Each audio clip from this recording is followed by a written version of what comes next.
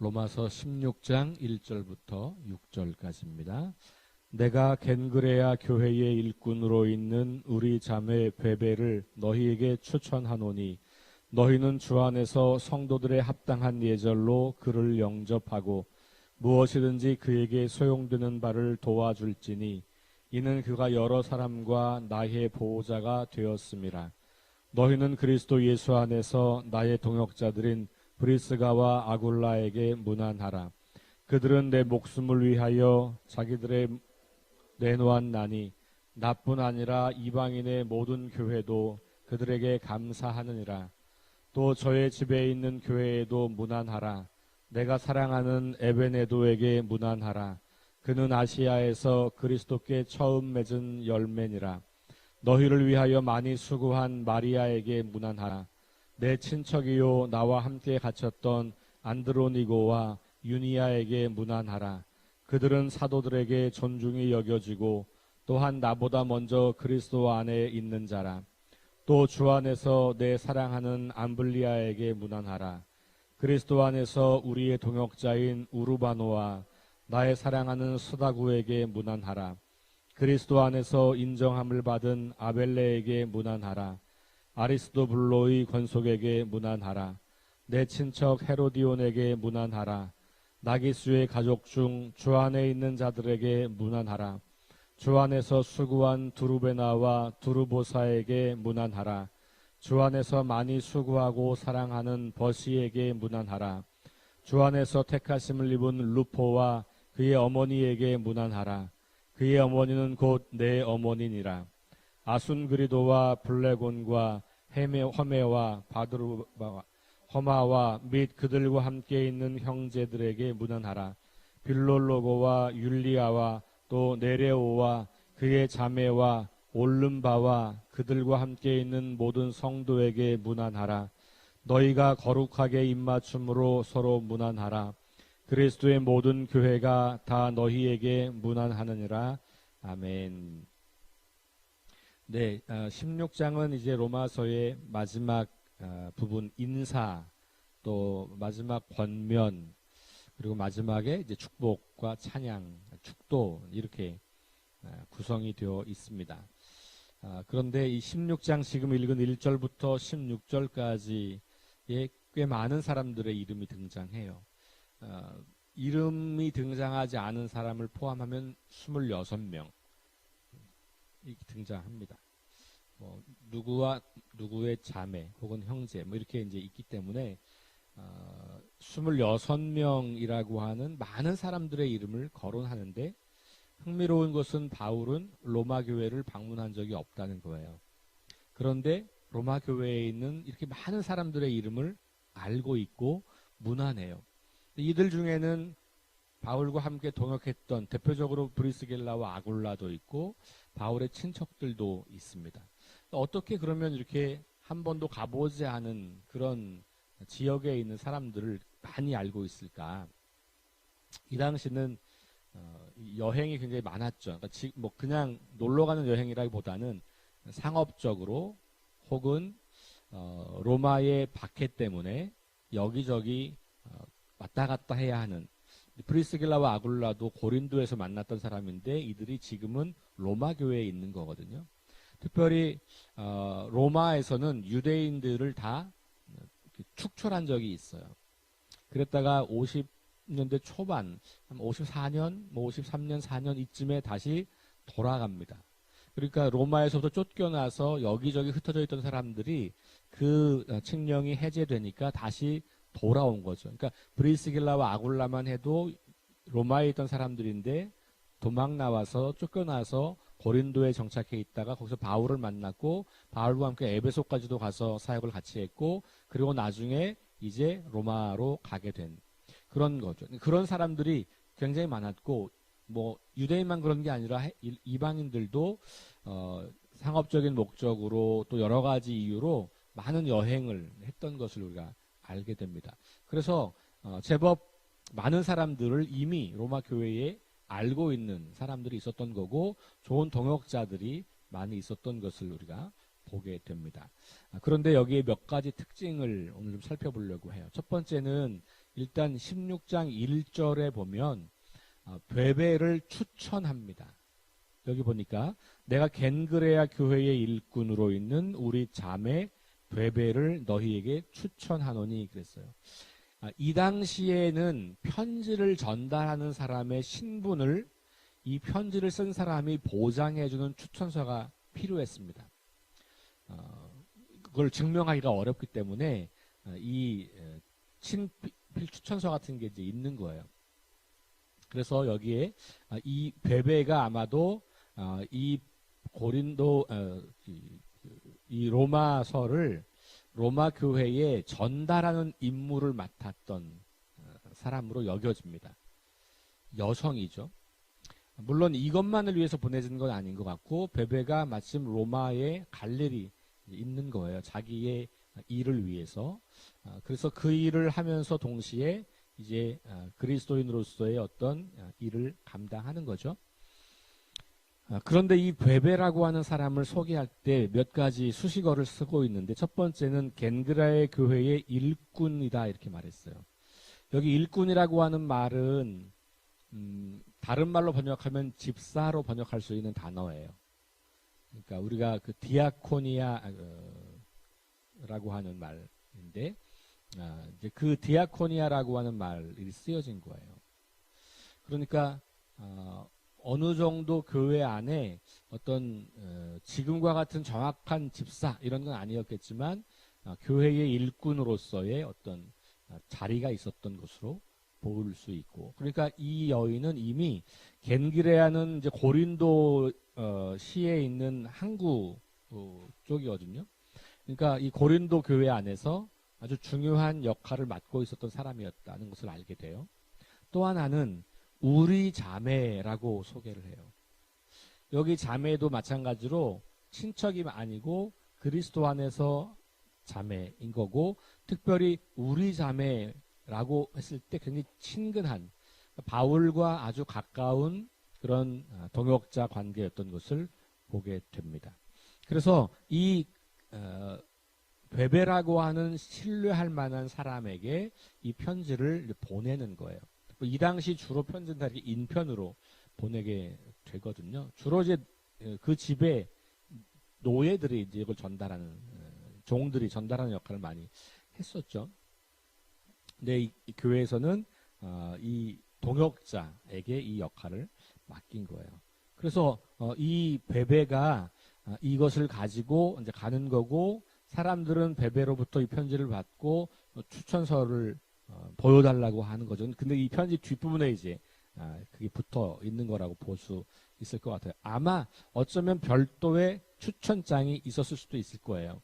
그래서 이제 이 추천장을 주면서 내가 이 사람을 추천하니까 잘 부탁한다. 그리고 잘 받아줘라. 그게 이제 2절에 있는 내용이죠. 너희는 주 안에서 성도들의 합당한 예절로 그를 영접하고, 매우 친절하고 자상하게 써주는 거죠. 주 안에서 성도들의 합당한 예절로 그를 영접하고, 그러니까 성도들끼리 서로 맞이하는 예절이 있었던 것 같아요. 뭔지 정확히 모르겠지만, 특별히 이 성경을 쭉 보면 낯선 사람들이지만 나그네를 영접하라, 혹은 이 그리스도 안에서 한 형제 자매된 사람들이 타 지역에 방문했을 때 교회가 그들을 환대하고 그들의 필요한 것들을 공급해 주는 것이 초대교회의 전통인 것을 우리가 보게 돼요. 그래서 지금 우리식으로 말하면, 우리가 예를 들면 여러분들이 어디 광주에 여행을 갈 때 그쪽에 있는 어떤 감리교회 제가 뭘 써서 보내주면 거기서 막 숙식도 제공해주고 가이드도 해주고, 예를 들면 이제 이런 환대가 지극히 일상적이었던 것이죠. 그리스도 안에서 성도들끼리 서로 그렇게 환대하는 문화가 있었던 거예요. 더구나 그렇게 환대하는 것만이 아니라 무엇이든지 그에게 소용되는 바를 도와줄지니. 그러니까 이 베베가 그 로마 지역에서 뭔가 해결해야 될 일이 있을 때 그것들을 적극적으로 도와주라고 하는 거예요. 왜 그러냐? 그러면서 이 베베를 또 한번 어떤 사람인지를 소개하는데, 여러 사람과 나의 보호자가 되었다. 이 베베가 고린도 교회에서 했던 역할 중에 하나는 뭐냐면 여러 사람들을 보호해주는 역할을 했다는 거예요. 여기 보호자라고 하는 말은 후원자라는 말이기도 해요. 특별히 사역자들, 복음을 전하는 사람들에게 굉장히 선대하고 그들을 후원하고 그들을 보호했던 역할을 감당했던 사람이 베베였다는 것이죠. 자, 이걸 뒤집어 생각하면 바울에게는 이런 사람들이 참 많이 있었던 거예요. 그리고 그 바울은 바울 자체의 위대함도 있겠지만 그 주변에 믿음으로 그리스도 안에서 사랑으로 그를 협력하는 동역자들이 상당히 많이 있었던 것을 보게 되죠. 그리고 그 중에 한 사람을 이제 베베로 추천을 하고 있는 겁니다. 그리고 나서 그 뒤에 이제 너희는 그리스도 예수 안에서 나의 동역자들인 브리스가와 아굴라에게 문안하라. 그러면서 여러 사람들을 쭉 이제 인사를 하는 거예요. 자, 보니까 그리스도 예수 안에서 혹은 주 안에서 그리스도 안에서 이 표현들이 계속 반복됩니다. 그러니까 결국은 그리스도 안에 있을 때 우리 성도들은 어떤 관계여야 하는가를 바울은 계속해서 우리에게 암시해주고 있는 것이죠. 그러니까 우리가 서로를 환대하고 서로 무난하고 서로 사랑하고 서로를 격려하고 서로 세워주어야 하는 가장 중요한 이유는 우리의 터전이 같기 때문에 그래요. 그게 어떤 거냐면 그리스도, 예수 그리스도. 그분 위에 같이 서 있기 때문에 그러니까 그분을 공통으로 우리의 주인님으로 모시고 있기 때문에 우리는 공동의 기반에 서 있는 거예요. 그래서 바울은 늘 그리스도 안에서 예수 그리스도 안에서 이렇게 말을 하고 있는 거죠. 저와 여러분도 동일합니다. 그런데 우리가 가지고 있는 차이가 없다는 말이 아니에요. 차이가 많죠. 다 다른 게 있어요. 그 다름에도 불구하고 그리스도 안에 있기 때문에 서로 하나라는 거예요. 이게 굉장히 중요한 믿음이에요. 오늘날 이 믿음이 우리 지금 이 시대에도 굉장히 중요하게 여겨져야 되는 부분. 그래서 우리가 같은 믿음을 공유하고 있기 때문에 서로를 더 깊이 사랑해야 한다고 하는 그 당위가 거기서 나오게 되는 거예요. 프리스길라와 아굴라는 이미 여러분들 잘 알고 있는 인물일 것 같고요. 여기서 제가 이 모든 사람들을 다 설명하기는 어렵습니다. 그런데 오늘 이 말씀에서 중요한 거 몇 가지만 말씀드리면 다양하다는 거예요. 이 사람들의 구성이. 첫 번째는 유대인도 있고 이방인도 있어요. 그러니까 여전히 로마 교회는 유대인 그리스도인과 이방인 그리스도인 사이에 뭐가 있어요? 갈등과 다툼과 이런 게 있는 거잖아요. 뭐 로마 교회만이 아니라 고린도 교회도 그렇고 다 마찬가지. 이 당시 1세기에 이 세계에서는 유대인 그리스도인과 이방인 그리스도인 사이에는 여전히 불편함들이 있는 거예요. 물론 어떤 사람들은 그것을 넘어간 사람도 있어요. 또 교회 법적으로는 이미 해결된 문제예요. 그럼에도 불구하고 이게 정서라든지 오랜 전통 속에 익숙해 있던 유대인들에게서는 이게 이방인들을 쉽게 용납하는 게 그렇게 어렵던 거예요. 그러니까 교회 안에 그런 갈등이 있는 것이죠. 그럼 예를 들면 우리 교회 안에도 다 우리가 똑같은 교인이라고 보지만 실제 우리 마음속에서는 다 똑같지 않잖아요. 거리가 다 달라요. 그게 다 다양한 거잖아요. 그게 나쁜 게 아니에요. 그런데 문제는 그걸 더 강화해서 의도적으로 멀게 하면 나쁜 거예요. 내 안에 심리적인 거리가 있을 수 있어요. 관계도 있고 각자의 취향도 있으니까. 그런데 우리는 늘 그럼에도 불구하고 그리스도 예수 안에서 우리가 하나라고 하는 것을 고백하고 선포하고 인정하는 믿음을 유지하는 거예요. 그것이 있어야만 거리가 좁혀지기 시작해요. 이게 없는데 좁히려고 하니까 계속 다툼이 일어나는 거예요. 그러니까 우리는 믿음이 필요해요. 저 사람과 내가 함께 그리스도 안에 있는 사람이다. 그래서 다름에도 불구하고 우리는 이미 한 몸 가족 공동체다. 이미 한 몸인 거죠. 유대인과 그리스도인들이 다 바울의 좋은 동역자들이고 서로 그렇게 무난하고 서로 함께 사랑하고 격려해야 될 대상이라는 거예요. 두 번째는 여기에는 노예 출신들도 있고 귀족 출신들, 황족들도 있어요.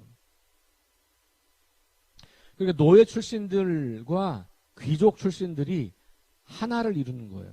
여러분 이게 유대인과 이방인 사이에 하나됨보다 더 어려운 것일 수도 있어요. 이 당시 세계에서 보면.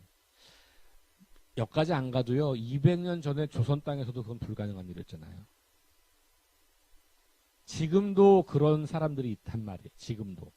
이 자유민주주의 세계에서도 지금도 신분을 나누어서 귀한 사람, 천한 사람 나누잖아요. 그러니까 지금도 그런데 이 고대 세계에서 교회 안에서는 노예 출신이나 귀족 출신이나 심지어는 왕족 출신도 있는 거예요. 그 사람들이 다 그리스도 안에서 하나라는 거죠. 그리고 그 사람들이 다 바울의 좋은 동역자들이었고 그리스도를 위해서 교회를 위해서 일하는 사람들이었다는 거예요. 놀라운 일이죠. 또 중요한 차이가 있는데 뭐냐면 남자와 여자가 같이 있어요.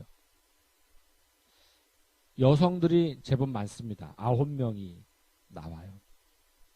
이 당시에 여성이 교회에서 중요한 리더십을 발휘했다는 것을 알게 돼요. 이 당시만 해도 여전히 여성은 사회적으로는 굉장히 약자이고 그리고 가정에서도 여성이 주도권을 갖는 것은 거의 없는 일이에요. 돈이 아주 많을 경우를 제외하면 그렇지 않고서는 여성이 여성의 어떤 위치를 보장받는 것이 굉장히 어려웠던 시기예요. 심지어 여성들은 글도 잘 읽을 줄 모르는 경우들이 많아요. 고린도 교회에 이제 우리가 다음 주부터 고린도 교회를 보겠지만 고린도 교회 안에서는 실제로 여성들이 글을 못 읽는 것을 암시하는 표현들이 좀 등장하기도 해요. 그럴 정도로 남성과 여성은 굉장히 가까이 하기가 어려운, 하나가 되기 어려운 그런 관계란 말이죠. 그런데 여기에 굉장히 중요한 역할을 한 사람들로 여성들을 소개하고 있고요. 또 이 추천을 하는 베베도 여성이잖아요. 보세요. 그 당시 사회에서 엄격하게 분리하고 구분했고 어느 한쪽은 어느 한쪽을 지배하고 어느 한쪽은 지배당하고 그랬던 세상인데도 교회 안에서는 한몸 공동체를 이루고 있었던 것을 보는 거예요. 초대교회가 이렇게 하나됨을 유지했고 그걸 지키려고 애를 썼던 것을 우리가 보게 되고 그래서 초대교회에서는 여성과 노예들의 회심이 굉장히 많았다고 하는 거예요. 왜냐하면 그들은 정말로 새로운 세상을 경험하는 거예요. 이 세상과는 완전 다른 세상을 교회 가면 경험하는 거죠. 하나님의 무조건적인 용납과 사랑을 어떻게 경험해요? 그리스도인들이 나를 무조건 용납하고 사랑하는 걸 경험하기 때문에 하나님을 그런 분으로 고백하고 알게 되는 거예요. 하나님이 그런 분이라고 알아서 간 게 아니고 사람들을 보니까 그렇다는 거예요. 야, 교회 다니는 사람들은 종이나 자유인이나 남자나 여자나 유대인이나 그리스도인이나 서로 사랑하고 하나가 되려고 무진장 애를 쓰는 사람들이네. 다른 거죠. 그 다름이 하나님이 누구신가를 보여주는 거죠. 그러니까 초대교회의 성장, 부흥의 그 이야기들을 읽어보면 빠지지 않고 나오는 게 그거예요. 또 하나가 초대교회의 지금처럼 이 전염병들이 돌았던 적이 있어요. 그때 대부분의 사람들은 집을 버리고 가족을 버리고 다 도시를 탈출합니다. 특별히 의사들도 환자를 내팽개치고 다 도망가요. 거기 누가 남아있냐? 그리스도인들이 남아서 그들을 돌보아 줍니다. 기도하고 돌보면 전염병이 안 걸리나요? 아니에요. 걸려요. 전염병 걸려 죽습니다. 그리스도인들이. 그런데도 불구하고 그렇게 나가잖아요. 근데 신기한 것은 죽는 비율이 줄었다는 거예요. 면역이 생겨서. 지금 우리가 말하면 자연 면역이 생겨서 그리스도인들이 오히려 많이 죽지 않고 돌봄을 시작했고, 나중에 그들이 돌아와서 보니까 자기가 버리고 간 자기의 가족들을 그리스도인들이 돌보아서 살렸고, 혹은 죽었으나 잘 장례를 치러줬고, 이런 장례 문화를 또 그리스도인들이 굉장히 잘 했던 거예요. 이런 것들이 초대교회의 급격한 성장을 이루는 이야기들이에요. 그러니까 뭐냐 하면 완전 다른 세상을 사는 사람들이에요. 그게 하나님 나라예요. 하나님 나라를 발견했고 그 나라를 내가 살아가는 거예요. 이 세상 한가운데서. 그랬을 때 사람들은 복음의 능력을 보게 되는 거고 새로운 세상을 맛보아 알게 되는 거죠. 근데 오늘날은 교회가 세상보다 더해.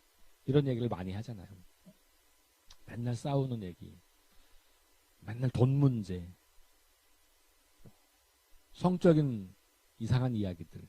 이게 뭐 성직자를 비롯해서 많은 우리 성도들 사이에 한국 교회의 모습이 너무나 부끄러운 것들이 참 많잖아요. 이 교회의 다양한 사람들이 서로를 사랑하고 하나가 되고 그 하나된 모습을 통해서 세상을 섬기는 그런 공동체. 이것이 우리가 추구하는 공동체의 모습인 거죠. 그러니까 교회 안에 있는 사람도 사랑할 수 없다면 포기하는 거예요. 교회 안에 있는 성도 사랑 못하는데 어떻게 전도를 하겠어요? 누굴 데려오는 거예요? 그럼 데려오면 다 상처받을 텐데. 그렇죠? 그러니까 우리의 시작은 교회 안에서 하는 거예요. 그러니까 내가 교회 안에 있는 사람들을 사랑하고 용서하고 용납하고 격려해서 세우는 일을 못한다면 교회는 이제 문 닫아야 되는 거잖아요. 그러니까 여러분들 우리 안에 정직하게 우리가 자기를 대면해 봐야 돼요. 나는 우리 교회 안에 있는 사람들을 어떻게 대하고 있는가? 내가 정말로 동역자로 생각하고 있는가? 내가 정말로 그리스도 안에서 한 몸을 이룬 지체로 사랑해야 할 대상으로 보고 있는가? 내가 그들을 말과 행동으로 세워주고 있는가? 아니면 날마다 그 사람들에게 상처를 주고 그리고 그 사람들을 죽게 하고 있는가? 마음속으로 미워하고 마음속으로 인정하지 않고 마음속으로 분리시키고 끊임없이 판단과 정죄하고 있지 않은 그런 사람들이 많으면 교회는 그냥 망하는 거고, 그런 사람들이 다시 회개하고 사랑하려고 하고 한 몸을 유지하려고 하고 한 몸임을 인정하고 어떻게든지 용납하고 사랑하려고 할 때 교회는 새로워지는 것이죠. 그러니까 여러분, 목사 한 명이 새로 와서 교회가 새로워지는 게 아니에요. 물론 그 목회자가 중요하죠. 어떻게 가르치느냐가 중요하니까. 그러나 결국은 목사 한 사람이 바꾸는 게 아니라 우리가 다 온전하게 회심하고 온전하게 성장하고 온전하게 그리스도인으로 자라갈 때 그때 교회는 가능성이 있는 것이죠. 그러니까 에베소서가 말하는 것처럼 목회자의 임무는 성도들이 온전한 제사장이 되도록 훈련시키는 것. 그리고 성도들이 그리스도의 몸을 세우는 것이죠. 그러니 한 사람 한 사람이 내가 어떻게 우리 교회 안에서 이 한 몸됨을 지킬 건가. 저는 이 바울의 마지막 이 인사를 읽으면서 끊임없이 그리스도 안에서, 주 안에서, 주 안에서, 그리스도 예수 안에서 끊임없이 등장하는 이 말. 이 말을 좀 깊이 새겼으면 좋겠다. 그리고 다양한 사람들이 함께 모여서 하나의 공동체를 이루고 있는, 물론 말씀드린 것처럼 이 당시 교회가 완벽했냐? 그렇지 않아요. 문제가 많은 교회였어요.